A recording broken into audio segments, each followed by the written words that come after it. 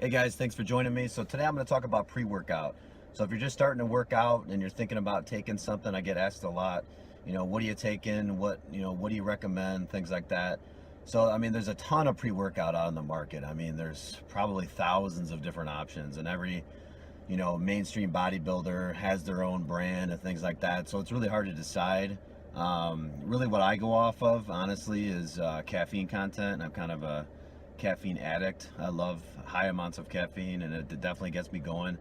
Another thing about caffeine, it is a fat burner too. So it gets your energy going, and it does burn fat, and it's actually a beneficial thing to have before you work out. They recommend, I think, like 30 minutes to an hour before you work out. Typically, that's what I do. I also try to mix it up using different types of pre-workout. I don't know if that really matters or not. I just like to try different things. It seems like my tolerance builds up over time, just trying different things. So what I'm actually using now is something by GAT Sport. It's called NitroFlex. So this stuff is pretty good. So no creatine in it, which is good. So if you're trying to cut, I would definitely recommend this stuff. And then I would start out as a half scoop. So they recommend a half scoop to start out, just to assess your tolerance, and then you can always go up to a full scoop. I do about a scoop, depending on how much caffeine I've already had throughout the day. I'll do a full scoop, maybe a scoop and a half, just to keep it going, and just have that good energized workout.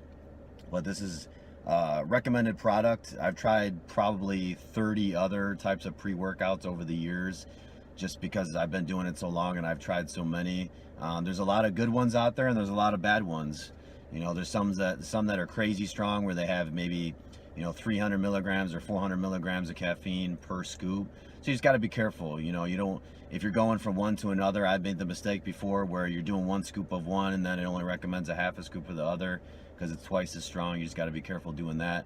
And just assess how it makes you feel too, because there's some weird ones out there that have like fruit extract in them and stuff, and it kind of gives you the tingles and you kind of feel weird, and you just got to stay away from those. So maybe get some sample packs from your local vitamin shop or GNC. I believe GNC carries this stuff.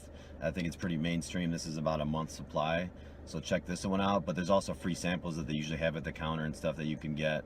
So yeah, try different ones, see what works for you. But if you're just starting out to work out as a beginner, definitely kind of work into it a little bit.